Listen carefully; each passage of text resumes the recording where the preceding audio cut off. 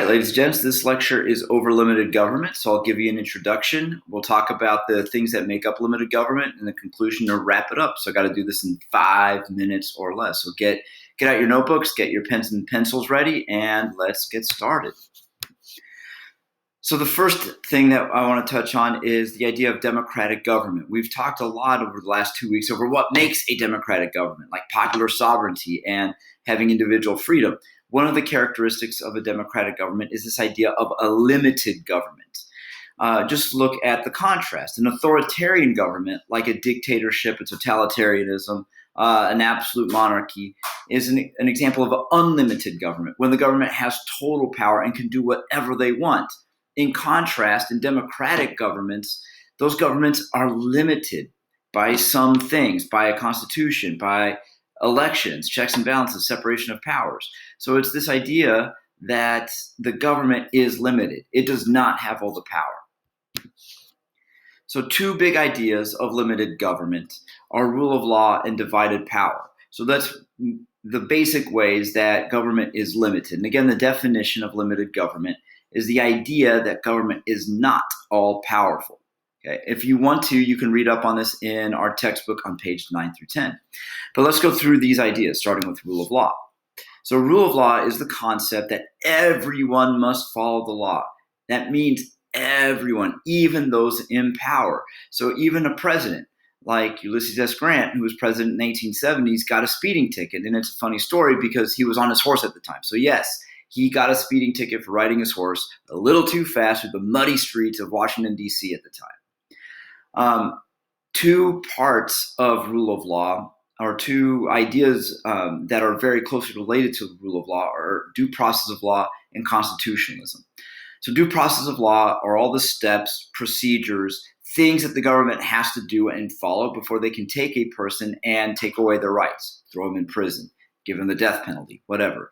So you think about all of those steps that the government must follow. They have to give the person their rights, have to have a trial by jury, provide a lawyer, all of those things. So a great example of that are your Miranda rights. If a cop arrests you, you guys know what the cop has to say. You have the right to remain silent, so on and so forth. A non-example of this, or a violation of due process of law, is what happened to George Floyd in Minneapolis a couple of summers ago.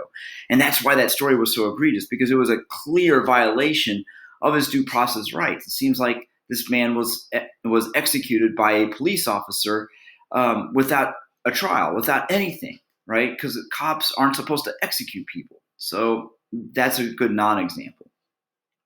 The other idea closely related to the rule of law is constitutionalism.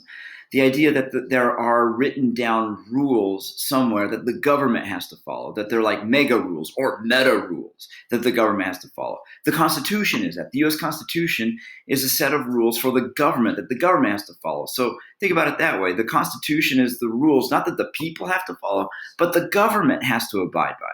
So, I mean, just look at the Constitution. It says government, you can do this, this, this, and this, but you can't do this, this, and this. I mean, the whole Bill of Rights is a list of what government cannot do. The second big idea that leads to limited government is this idea of divided power. So the goal is decentralization. Well, what's decentralization? Well, look at the root. The root there is central.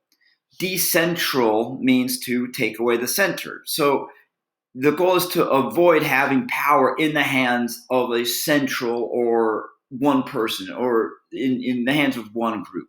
So instead, we spread it out. So you think about like having 3 branches of government.